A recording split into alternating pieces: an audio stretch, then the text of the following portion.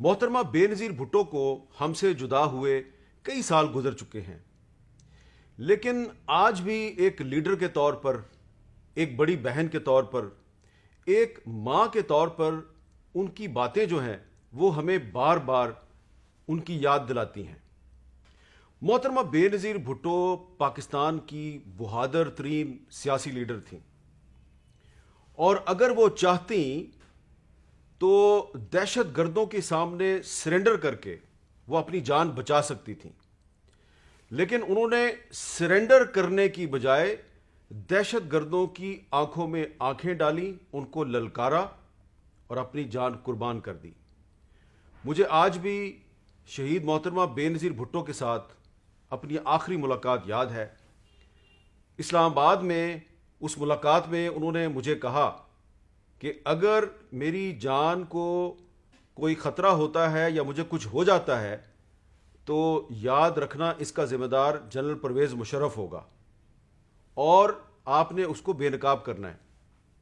تو میں نے محترمہ بے نظیر بھٹو سے گزارش کی کہ آپ ذرا احتیاط کریں، کیونکہ آپ چارسدہ گئی تھیں، وہاں پہ بھی آپ پر حملے کی کوشش ہوئی، آپ اور بھی پبلک پلیسز پر جا رہی ہیں، تو آپ ذرا محتاط رہیں۔ تو محترمہ بے نظیر بھٹو نے کہا کہ اگر میں نے احتیاط کے نام پر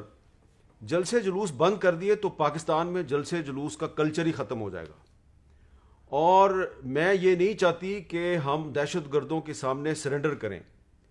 اور مجھے ڈرایا جا رہا ہے، مجھے کہا جا رہا ہے آپ کی جان کو خطرہ ہے، مجھ پر حملے بھی کروائے جا رہے ہیں۔ تو اگر میں نے یہ جلسے جلوس بند کر دیے تو اس طرح تو دہشت گرد جو ہیں وہ جیت جائیں گے۔ تو انہوں نے کہا کہ میں یہ جلسے جلوس بند نہیں کروں گی، اور انہوں نے کہا کہ پرویز مشرف اور اس کے حواری یہ چاہتے ہیں کہ میں پاکستان سے واپس چلی جاؤں، میں دوبارہ ملک چھوڑ دوں، لیکن میں ملک نہیں چھوڑوں گی۔ یہ مجھے کہتے ہیں تمہاری جان کو خطرہ ہے، میں اپنے ملک کے اندر رہ کر اپنی جان قربان کر دوں گی۔ ان کے الفاظ یہ تھے کہ میرا ملک خطرے میں ہے، اور جن دہشت گردوں کی وجہ سے میرا ملک خطرے میں ہے میں ان سے لڑنے آئی ہوں، میں اپنی جان قربان کرنے آئی ہوں۔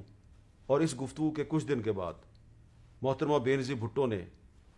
دہشت گردوں کی آنکھوں میں آنکھیں ڈال کر اپنی جان قربان کر دی۔ انہوں نے اپنی جان پاکستان کے لیے قربان کی۔